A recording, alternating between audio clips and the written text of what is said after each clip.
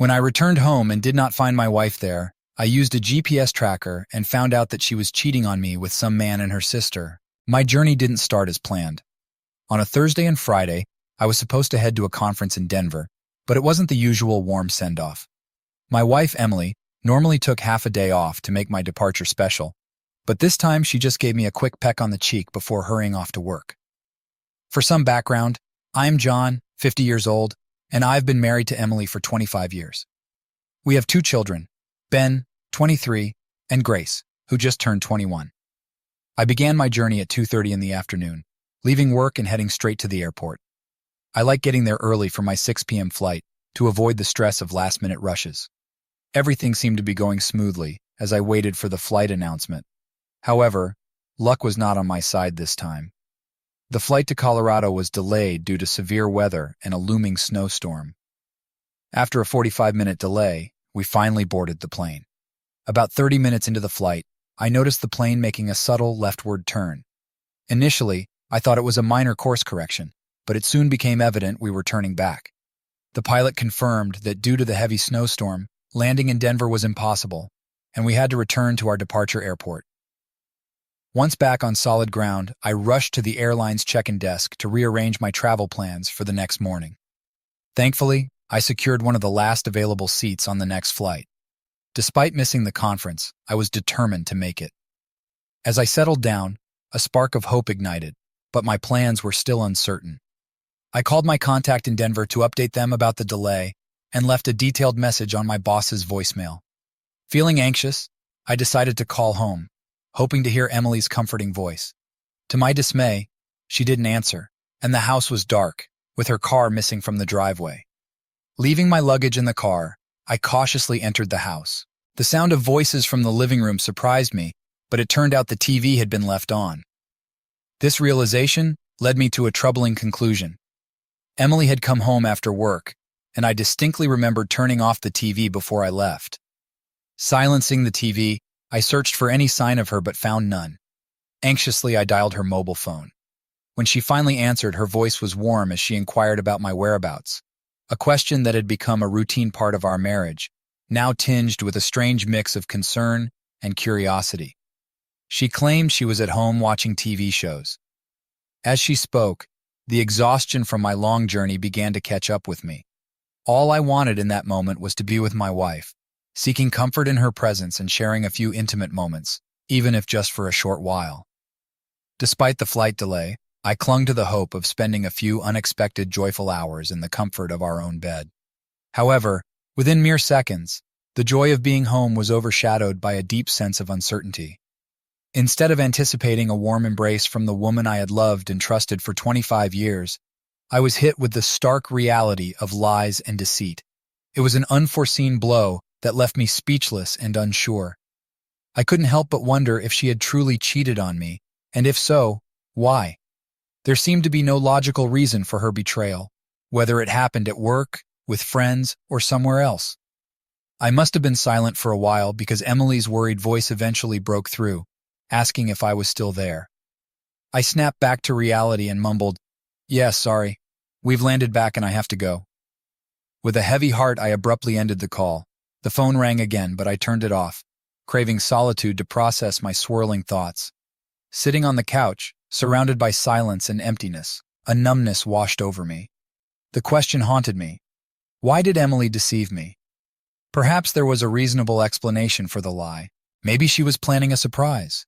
I remembered how 5 years ago, I had orchestrated a series of deceptions for our 20th wedding anniversary.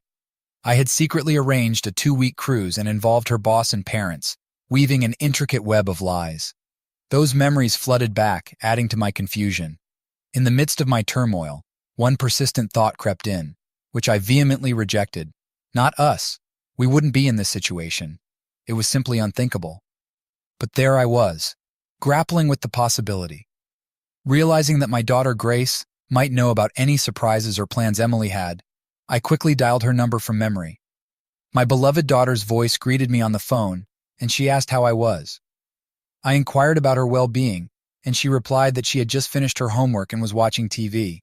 Sensing the importance of the moment, I cautiously asked if she had spoken to her mom recently and if Emily had mentioned anything unusual. Grace said they had their usual weekly phone call on Sunday, which gave me a glimmer of hope. I then asked if she knew anything about a surprise Emily might be planning. I emphasized to Grace that I didn't want to know the specifics of the surprise, just whether Emily was planning something. My voice held a note of eagerness as I waited for her answer. Grace's response, however, dashed my hopes. She mentioned she knew nothing about it and asked what was going on, clearly unaware of my anxiety.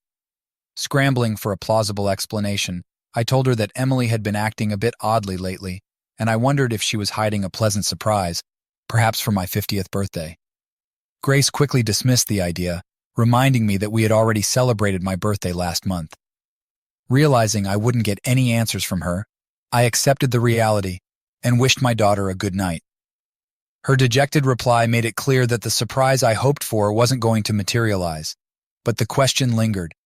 Why would Emily deceive me? Various explanations swirled in my mind.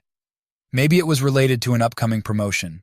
That seemed plausible, though I couldn't fathom why she'd lie about it. Perhaps she was still striving to achieve that elusive promotion. Lately, she had been staying late at work numerous times due to her dedication. Yet, deep down, I knew Emily realized no promotion was worth the time we lost together. She knew I wanted her to cut back on her work hours so we could spend more time together, a request she understood well. Ironically, I recalled an important decision I made a few months before our 20th anniversary. I had turned down a promotion nearly 5 years ago. I had enthusiastically accepted a job offer to become the vice president of finance at my company. This role required frequent travel to the company's headquarters in New York for board meetings and visits to various factories across the country. Initially, I was thrilled about the job offer, but Emily quickly expressed her doubts, making me reconsider my decision. The cautionary tale of a colleague who went through a divorce just 2 years after accepting a similar position couldn't be ignored. While he gained financial success, it came at the cost of loneliness and suffering. Given our circumstances and the fact that our children still needed guidance and support through their remaining years of school, Emily understandably didn't want to shoulder this responsibility alone. Throughout the week, we had intense discussions about the potential consequences of accepting the promotion. Gradually, it became clear that I was on the verge of losing sight of what truly mattered in my life, my wife and children. Regaining clarity, I made the heartfelt decision to decline the promotion, recognizing that my commitment to my family took precedence over material success. The past few months had been challenging as Emily pushed hard for her promotion. It rekindled doubts about my own career growth. With our children now in college, it was just the two of us. While Emily believed her promotion was attainable with minimal impact on our lives, such as more business trips, I worried about the extensive overtime she would need to put in. Seeing her for only an hour or two a day during the week left me unfulfilled. Brief moments together didn't bring contentment, and the lack of quality time together weighed on my heart. Emily became increasingly absorbed in her work, spending Saturdays and even Sundays at the office. When she returned home, she was so exhausted that she had no energy for anything else. It had been a while, almost impossible to remember, since we last shared moments of intimacy. Specific details blurred into a depressing haze. Acknowledging that age played a role in our diminishing physical connection, it was hard to ignore the sad lack of intimacy we once shared. It's possible her deception during our phone call was an attempt to avoid discussing my concerns and hide behind her work commitments. However, it's only fair to admit that I too was often on business trips and had to work overtime occasionally. There was a straightforward way to uncover the truth. I decided to call Emily's direct line at the advertising agency to confirm things. To my surprise, her colleague Mark answered the phone. Alarmed, I quickly composed myself, expecting to hear Emily's voice. I greeted him using my nickname, and his response caught me off guard. He mentioned that I should be enjoying a vacation with Emily. Shocked and confused by his comment, it was clear something was wrong. That evening, I found myself tangled in a web of surprises. I asked Mark about the supposed vacation. Afterward, I quickly regained my composure, apologized to Mark for the interruption, and fabricated an excuse, claiming I had dialed his number by mistake. He reassured me without any concern, mentioning that Emily owed him lunch for covering her shift and the late working hours. He expressed his frustration, saying it was 9 in the evening and he was still at work. With that, He ended the conversation and hung up. Gradually, the truth dawned on me. Emily wasn't at work. She was, in fact, absent from her workplace. According to Mark, she had taken a vacation until the end of the week. Panic began to grip my mind as fear took hold. Where was Emily? What could she be doing? An unwelcome thought invaded my mind. No, it couldn't be true. I've always strived to see the best in people, maintaining a positive outlook and valuing the inherent kindness in everyone. But now, against my will, I started contemplating the worst-case scenario. Could this really be happening? Could Emily betray me like this? The thought of her being with her sister, Karen, crossed my mind involuntarily. Over time, we had distanced ourselves from Karen and her ex-husband, David. Once we were incredibly close, bound by strong friendships that felt unbreakable as our lives intertwined in a beautiful tapestry of shared experiences.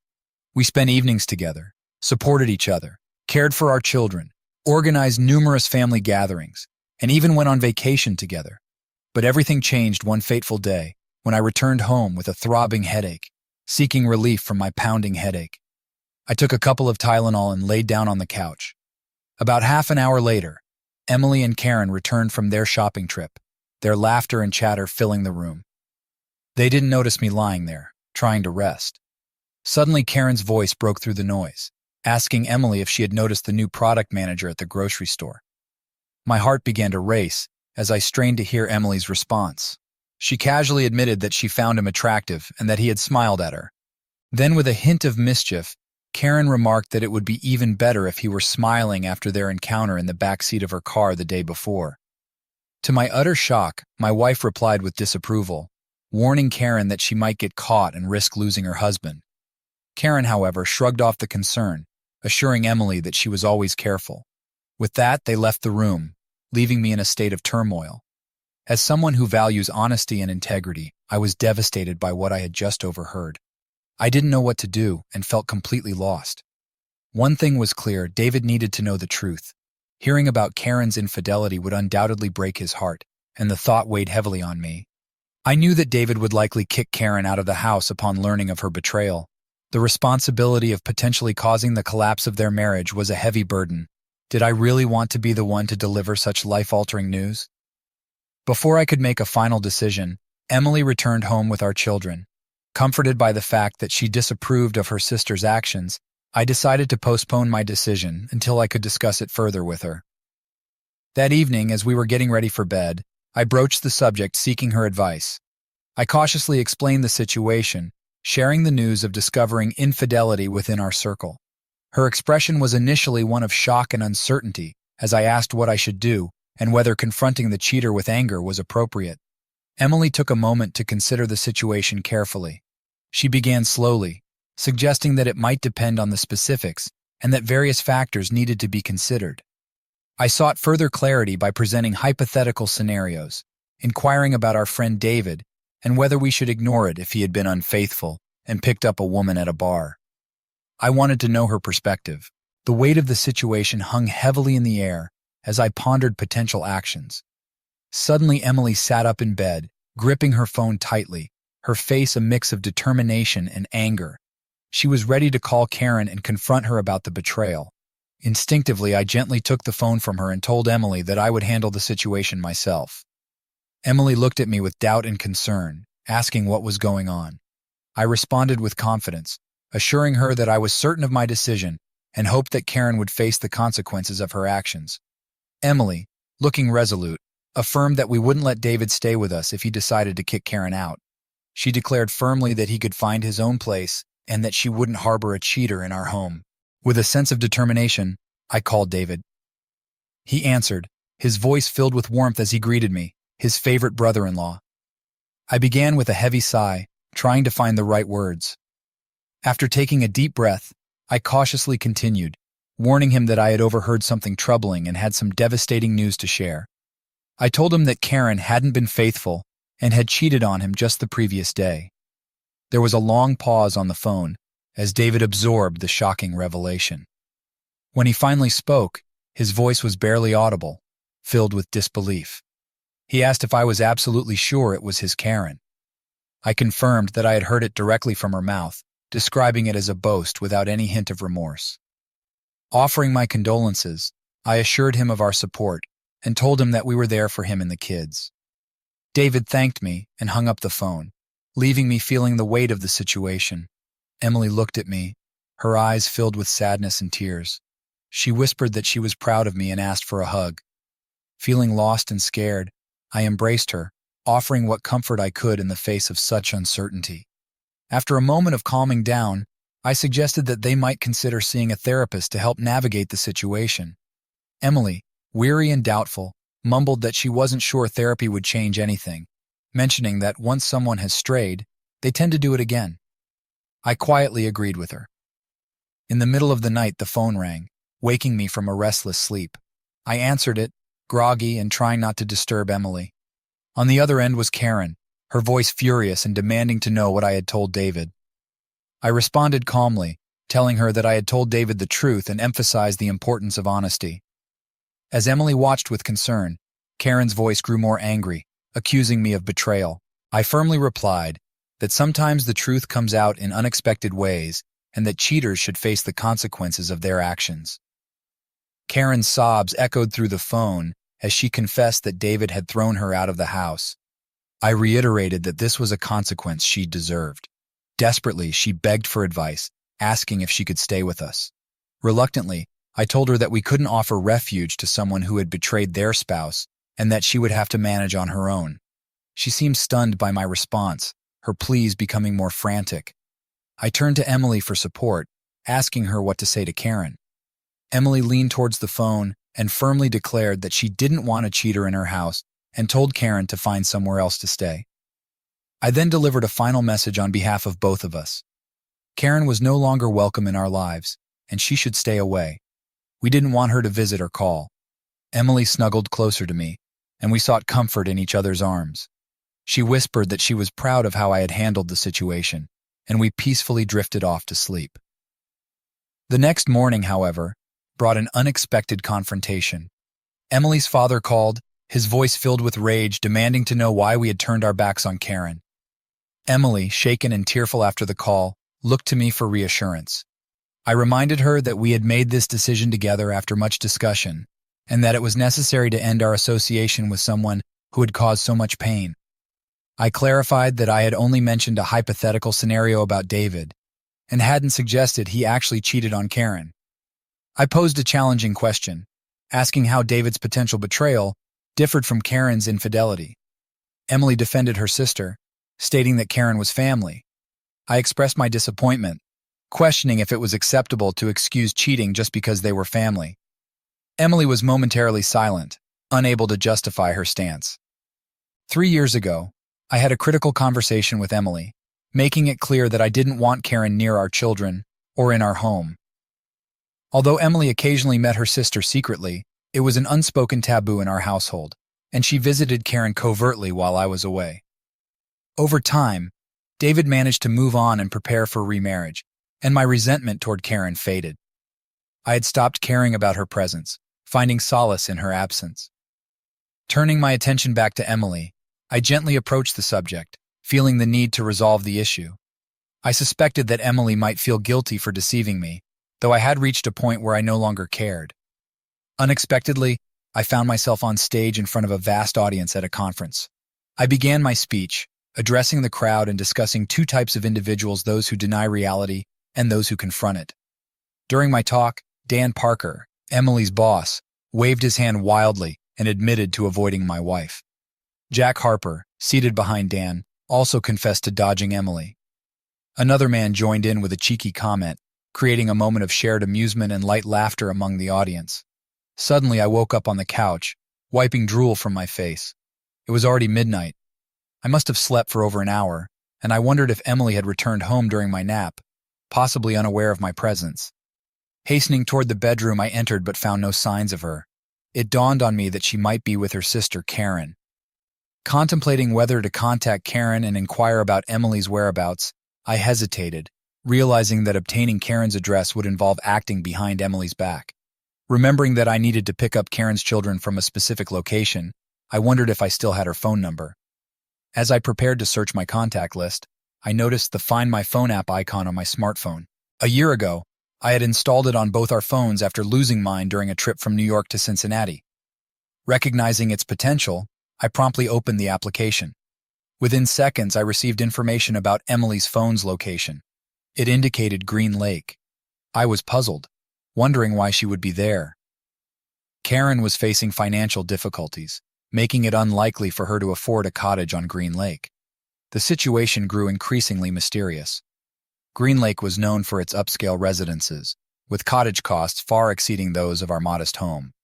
Using Google Earth, I carefully pinpointed Emily's exact location. To my surprise, she was inside an exclusive estate, surrounded by an imposing stone wall. This revelation left me baffled. What could Emily be doing in such a luxurious millionaire's estate? The distance between Green Lake and our town was an hour's drive, but my determination to uncover the truth propelled me forward. Realizing that a direct conversation with Emily would likely result in dishonesty or evasion, I decided I needed indisputable evidence before confronting her. Flooded with intense emotions, I quickly headed to Green Lake, chastising myself for not considering the possibility of Emily's wrongdoing earlier. Regret gnawed at me as I realized I should have checked her phone's GPS locator right from the start instead of making excuses for her actions. Uncertainty clouded my thoughts as I arrived at Green Lake, unsure of my intentions but harboring a faint hope for a straightforward explanation. Anxious, I made my way to the estate where Emily was located. A massive gate loomed before me, barring direct access. I wasn't planning to drive up to the house and announce my presence. Assessing the situation, I understood that parking by the road might attract unwelcome attention, possibly leading to security guards or law enforcement in this exclusive community. Driving a bit further, I stumbled upon a narrow path and decided to park there. Stepping out, I felt a surge of uncertainty. How would I bypass the towering wall separating me from the truth? Then it hit me the estate bordered the lake, meaning I could approach from that side. With renewed determination, I began to make my way toward the lake, ready to uncover whatever truth awaited me. I made my way to the lakeshore, my heart pounding as I searched for a way into the estate from this direction. Discovering a narrow path leading toward the water, I cautiously moved forward, unsure which grand cottage Emily might be in. I decided to rely on another check of the GPS locator. Eventually, I reached a luxurious mansion with several second-floor windows still lit. Though the ground floor was dimly illuminated, only one curtain remained slightly open, casting a warm glow outside. Seeking a better vantage point, I found a sturdy tree and climbed high enough to peer inside. My gaze settled on a man in a white terry-cloth robe, older and unfamiliar to me, who quickly vanished from view. Moments later, a woman emerged, and my suspicions were confirmed. It was Karen. She stood in an open robe sipping champagne. Despite everything, I couldn't deny that she still looked attractive for her age. As I watched, the pieces began to fall into place. Emily was indeed with her sister, likely drawn into a lifestyle I disapproved of and didn't want for her. The implications of a divorce and the financial strain it could bring seemed to explain Karen's actions. However, I couldn't help but feel Emily was getting entangled in something destructive. Events unfolded before my eyes that left me disheartened. The man I had seen earlier approached Karen, his hands exploring her body as he took her champagne glass and set it aside. I had to avert my gaze from this blatant display, feeling my traditional values clash with what I was witnessing. This was not the love and intimacy I cherished. It felt hollow and devoid of any real connection. Just as I contemplated climbing down from the tree, I saw Emily. She sat on a distant couch, wearing a foolish, inebriated smile. Her robe was open, revealing a sight that sealed the fate of our marriage. Overwhelmed by shock, I took a step backward and lost my footing. Tumbling from the tree, branches broke my fall, and I was fortunate to escape with only minor injuries. Dazed, I got to my feet, feeling the weight of what I had witnessed. I wandered aimlessly back to my car, tears welling up in my eyes. The pain I felt was not from the physical fall, but from the emotional devastation of losing someone I loved. As I limped to my car, I briefly considered breaking into the mansion to confront them, but I quickly dismissed the idea. The potential consequences, years in prison for trespassing and assault, made it clear this wasn't the answer. Alone with my thoughts, a storm of emotions raged within me. I could no longer deny the harsh truth. The sadness and anger were overwhelming, but I knew I couldn't let the anger consume me.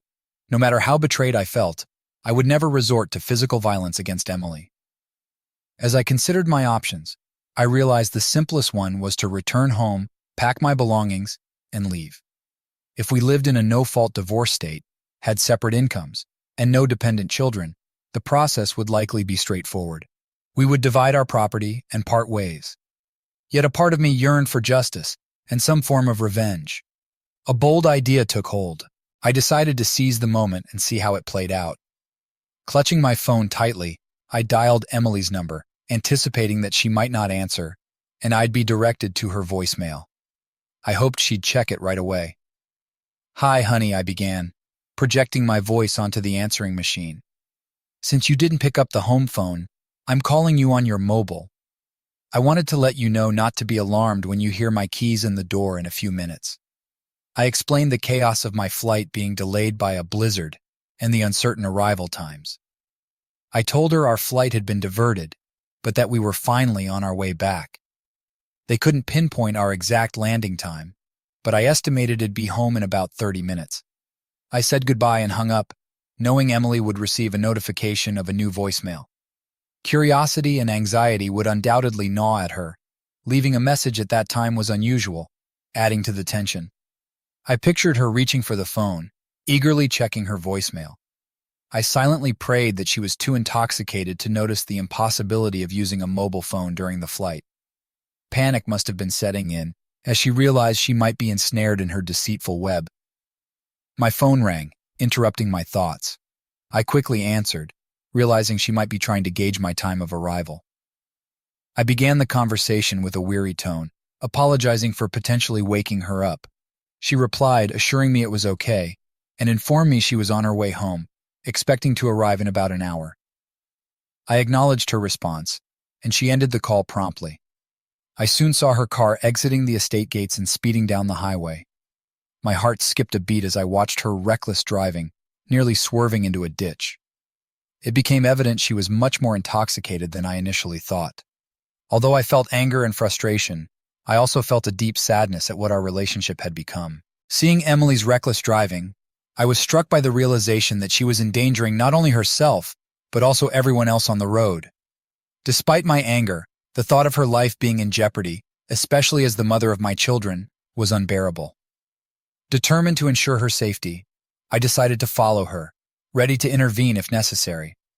Quickly, I called emergency services to report a drunk driver. I described her erratic behavior, near collisions and reckless swerving, providing details about her car, including its make, model, and the last 4 digits of the license plate. I emphasized the urgency of stopping the car before it caused harm. The operator assured me that a patrol car was on its way. Keeping a safe distance, I continued to follow Emily, navigating through traffic carefully. 2 exits later, I saw a patrol car approaching as Emily's car came into view.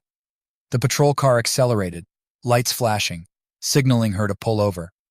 I drove past them, feeling a mix of relief and deep sadness. 45 minutes later, I arrived home, the weight of the evening's events pressing heavily on me. The irony and tragedy of the night struck me hard. In a single evening, someone I had loved deeply had reduced her life to a series of unfortunate consequences. The thought that Emily's actions could have led to a fatal accident and unimaginable grief for our children was sobering. This realization made me pause and reflect, allowing my fears and emotions to surface.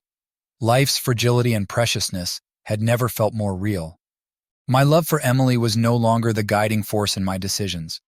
It wasn't that I had stopped loving her, but I could no longer see a future for us together. I needed time to gather my thoughts, so I turned off the home phone and silenced my mobile. As I reflected on the evening, I realized that the simplest explanation for Emily's deception had been in front of me all along. Disappointed in myself for not seeing it sooner, I opened a bottle of wine and contemplated my next steps. For years, I had believed that my love for Emily would age like fine wine, growing richer and deeper over time. Confronted with the harsh reality of our strained relationship, I now faced the difficult question of what to do next. As I sipped the wine, I searched for clarity amidst the whirlwind of emotions. The love that had once been the foundation of our life together now felt like it had turned to vinegar, leaving me in agonizing pain. Her betrayal cut deeply, but it wasn't just the act itself that hurt. It was the realization that the love we had shared for 26 years, 25 of them as husband and wife, had withered away. Without her, I felt lost, like a soul adrift, devoid of purpose and identity. Could I continue without this love? The pain intensified, and I briefly considered finding solace in the depths beneath a bridge, a place where I could escape my suffering. Starting a new life felt like an insurmountable challenge, filled with uncertainty. How do you plan your future when the person who has been your everything is suddenly gone? I was at a loss, unsure where to begin. Making decisions without consulting Emily seemed impossible. Family had always been my focus. Every choice I made was carefully considered for the well-being and happiness of my wife and children. Our social life evolved around our family, and I rarely engaged with colleagues outside of obligatory work events. Over the past decade, I occasionally reminisced about the times we socialized with colleagues. Now, with the kids gone, it was just Emily and me, and now I found myself alone, engulfed in sadness. I had no one to love, no one to lean on. For the first time in my life, loneliness became my unwelcome companion. Why did she choose this path? Why resort to cheating when a straightforward divorce, though painful, would have been more considerate of the years and joyful moments we shared? When did she stop loving me? Did she merely endure our relationship until our children were grown and gone? When did her care and attention fade? As our children embarked on their own journeys, I saw it as an opportunity to invest more in Emily and our relationship. I didn't realize she saw it as the end of our shared path. I watched as a stranger became a constant presence in her life, suggesting a level of comfort or perhaps deception that had infiltrated our lives. Emily and her lover, leaving me isolated and unloved, made it clear we were no longer a couple. In the midst of despair, my pain became a connection to life. It served as a painful reminder of what I had lost, the best moments we shared, and most importantly, the presence of our children. In that dark moment, my children became my saviors, casting a glimmer of hope upon me. My self-esteem had plummeted, and I lacked the strength to lift myself out of the abyss. Just thinking about Ben and Grace provided a faint spark of self-preservation. Soon, Ben and Grace would start their own families, and to shield myself from the impending wave of grief, I realized I needed to distance myself from it all. It wasn't an easy task, and it was filled with pain. I understood that I'd always carry the memory of Emily and how I loved her, but I'd also remember her betrayal. I needed to extricate myself from this situation. As I continued to drink, I pondered the future. Despite the pain, I knew I had to move forward, even if the path was unclear. The love that once defined me was gone, but I still had my children and a life to rebuild. I resolved to find a way through the darkness, holding on to the hope that with time, I would heal and find a new purpose. I had always been content with a simple life. My family wasn't wealthy, but we had something far more valuable: deep affection. The material possessions that now surrounded me seemed insignificant in comparison. As I contemplated everything I owned, I realized that only a few items, a change of clothes, my car, and my laptop, were worth taking with me. The more I thought about it, the clearer my path became. I decided to pack my belongings and disappear without a trace. I could no longer face the woman who had once been my everything, as each encounter would only remind me of my loss and the constant ache within me. With a renewed sense of purpose, I stood up and began to act decisively. I swiftly packed several bags, a task that took only 30 minutes. Soon I was loading my things into the car. By the time I finished, it was just before 6 a.m. Exhausted but determined, I decided to take a brief nap, confident that Emily would still be in detox until late in the morning. When I closed my eyes, my thoughts were filled with the idea of starting anew. My phone's alarm woke me at 9 a.m. Without hesitation, I scheduled an urgent meeting with a lawyer. Following that, I took a long shower, hoping to wash away the remnants of my past. With a heavy heart, I removed my wedding ring and placed it solemnly on the table next to the phone. This final act marked the beginning of a new chapter in my life, one where I sought personal freedom and happiness. I decided to write a letter to Emily, expressing my disappointment and sorrow. Although our conversations had become futile, I felt the need to convey my emotions. Emily, it breaks my heart to acknowledge that you have chosen a path of reckless promiscuity and loneliness, much like your sister. By the time you read this, I will have removed myself from your life entirely. The depth of your betrayal has left me in unimaginable pain. Despite everything, I am grateful for the 25 years of happiness we once shared, and for our 2 wonderful children. In this farewell, I will be brief. May you quickly return to your new life, leaving behind our broken family. I crave the justice you couldn't provide. Did your actions bring you any satisfaction? The man you were with, judging by his mansion, was wealthy. I no longer wish to see or speak with you. We have nothing left to discuss. Our lawyers will handle everything, and I ask that you promptly sign the divorce papers. The reason for our separation is of no importance. By 10 a.m., I was at the bank, addressing our shared credit card debt and closing the accounts. I withdrew our entire savings and securities, ensuring there were sufficient funds in the checking account to cover the mortgage and utility bills for the next 2 months. Taking further steps toward independence, I removed my name from the joint account. Upon leaving the bank, I held a substantial check amounting to approximately $300,000. Before noon, I arrived at work, surprising my boss, who expected me to be in Colorado. When I shared the news of my immediate resignation and relocation, his surprise grew. Our relationship had evolved from a typical employer-employee dynamic into one of mutual respect and understanding. My boss had kept his position because I turned down a promotion. Feeling indebted to me during his divorce 2 years ago, I explained that my decision was influenced by his situation. Since then, our relationship had become more of a partnership. He understood my desire to resign and accepted it. Instead of going through HR and dealing with my $45,000, he offered me an opportunity in their newly established division in Texas. Although the salary would be lower, the affordable housing options would enable me to start fresh. We sealed our agreement with a handshake, and he agreed to spread the word that I had left voluntarily. Next, I met with my lawyer to explain my decision to separate from Emily. I instructed him to serve her with the divorce papers and grant her power of attorney to sell the house, which represented half of our assets. My lawyer, who was also a close family friend, tried to persuade me to consider alternative options, but he soon realized the significance of the changes I was making.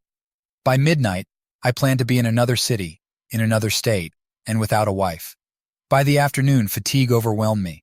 I sought a place to rest and found a dated motel. Around 8:00 in the evening, feeling the weight of the day's events, I checked in, looking forward to a few hours of uninterrupted sleep. As I lay on the bed, I reflected on my decision and the new life ahead.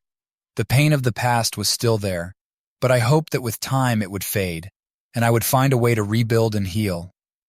Using a disposable phone I had bought for this very reason, I dialed Ben's number. He answered quickly, and I informed him that this was my new number. His voice immediately filled with concern as he asked if I had heard from Mom. I took a deep breath and revealed the painful truth. I had discovered Emily's infidelity the previous day. Ben was stunned, his disappointment and worry palpable through the phone. He asked what I intended to do next. I explained that I had already taken action. I packed my belongings, cleared out our joint bank accounts, resigned from my job, and was heading south to start a new chapter. I assured him that Emily would receive the divorce papers by the end of the week. Ben, still processing the news, asked if Grace knew. I told him she didn't yet, but I promised to keep him informed and to call regularly. We exchanged words of love and support, and I reassured him that I would look after myself. Ending the call with Ben, I steeled myself for the next conversation and dialed Grace's number. The sadness in her voice was heart-wrenching as I shared the devastating news about her mother's betrayal.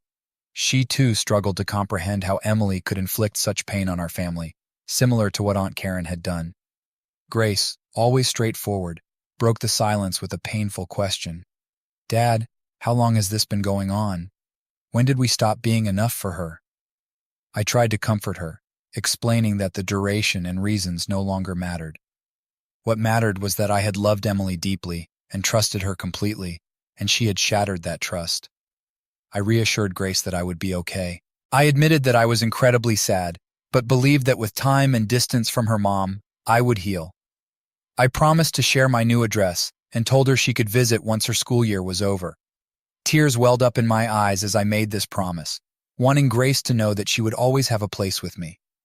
Arriving in Austin, I found a small but welcoming optics division with only 30 employees. The district manager, a kind-hearted man with a fatherly demeanor, fostered a sense of camaraderie and comfort within the team. I immediately felt welcomed, which provided some solace during this tumultuous time. A month later, I chose a charming house in a quiet condominium complex. Throughout this period, I maintained no contact with Emily, relying solely on updates from my lawyer and my children. Navigating this new life wasn't without its challenges. One particularly difficult situation arose when my lawyer informed me that Emily was prepared to contest the divorce. She was unwilling to let go and ready to fight to the bitter end, even if it meant financial ruin for both of us. In response, I calmly instructed my lawyer to cease pursuing the divorce. I told him I no longer cared and wanted to give her the chance to rebuild her life after the 25 years we had shared. I asked him to convey to Emily that I had no desire to continue our relationship and wished her well.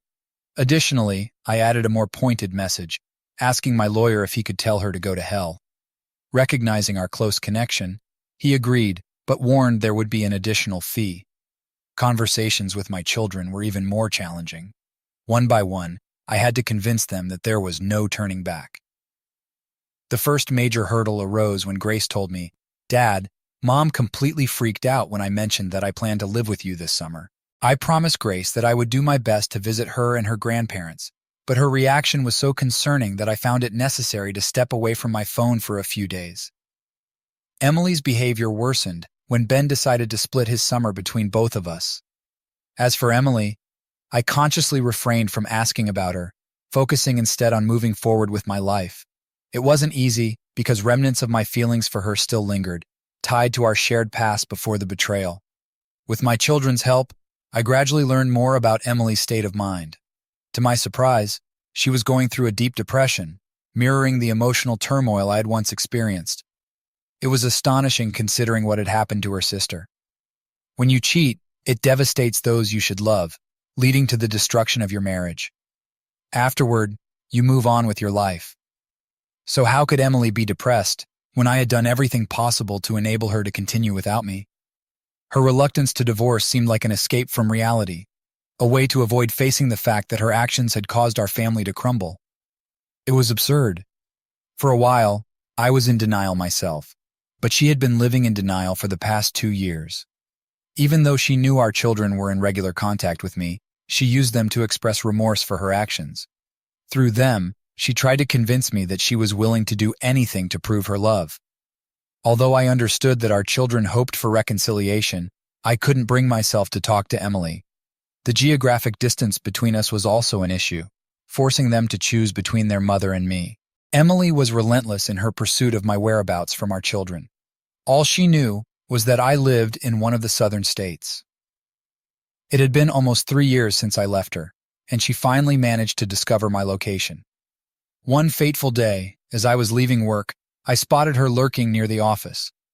I couldn't fathom how she had found out where I now resided, as I had tried to keep that information strictly confidential. Based on what my children shared, Emily was convinced that a face-to-face meeting would change my mind. Determined to correct her misconception, I quickly and discreetly slipped out through a side door. My heart racing, I called Laura to let her know about the situation and my plan. I positioned myself where Emily could see me, leading her to follow. As I navigated through the city, I stopped at a grocery store, making a show of mundane errands, and eventually returned home. As I pulled into the driveway, Laura, a beautiful 30-year-old Latina, opened the door with a 1-year-old baby in her arms. Emily, who had followed me, parked nearby and hurriedly approached the house, clearly confused by the sight. From my place in the kitchen, I watched Emily's astonishment as Laura greeted her with a warm smile and a distinct Spanish accent. "Can I help you?" she asked politely. Emily, visibly taken aback, stammered that she needed to speak with me. Laura called out to me and I took the baby in my arms as I approached the door. Well, I began, with a mix of surprise and irony in my voice. "What brings you here after almost 3 years?" Emily, her eyes filled with tears, whispered that she needed to apologize, confessing how deeply sorry she was for the pain she had caused. She admitted that her actions were her own foolishness and expressed her love for me, describing me as the best husband and father a woman could hope for. Though her words were sincere, I knew it was time to end this charade. "It's all right," I replied, feigning happiness. All of this is in the past. I've moved on and I forgive you.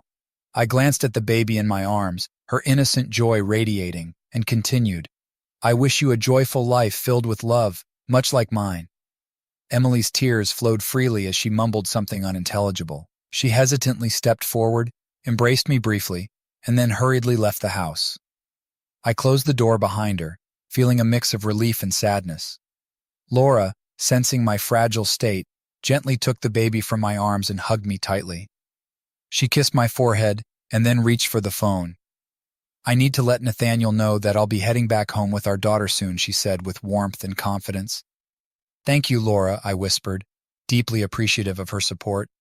Make sure to tell him I'll be waiting for you at the barbecue on Saturday. Absolutely, boss. I'll see you at the office tomorrow, she replied with enthusiasm. The following week, my lawyer received the signed divorce papers from Emily. As I moved forward, I realized that healing takes time and that I needed to find my own pace. I formed connections with several female friends, engaging in casual relationships without serious commitments. Gradually, I shed my nervousness and timidity around women, recognizing my personal growth. I began to think it might be time to let Laura introduce me to someone special, someone who could bring genuine happiness back into my life. However, after this unexpected encounter with Emily, doubts crept in, not about leaving her, as that decision remained firm, but about my previous assumption that we had nothing in common. I had always believed we had nothing to discuss, thinking she understood my stance on infidelity and how I would react. But listening to fragments of Emily's story during our brief conversation made me wonder if I had avoided a necessary confrontation. Despite my aversion, removing myself from her life had been the best course of action. It allowed me to find peace and recover away from the toxic environment that had engulfed us. I loved Emily so much that if I had encountered her at my most vulnerable moment, I might have succumbed to her remorse and accepted her apology, leading to more suffering and an inevitable divorce. Now, 3 years after her betrayal and our separation, her apology gave me a sense of closure. It released me from the lingering pain and offered a glimmer of hope for love once more. Over time, I might even consider revealing that I don't actually have a second daughter, though I'm not certain I'll ever decide to do so. I no longer owe her anything, and the choice to disclose or keep it to myself is mine alone. I finally unburdened myself of obligations to her, allowing me to move forward and embark on a new chapter in my life, but not for long.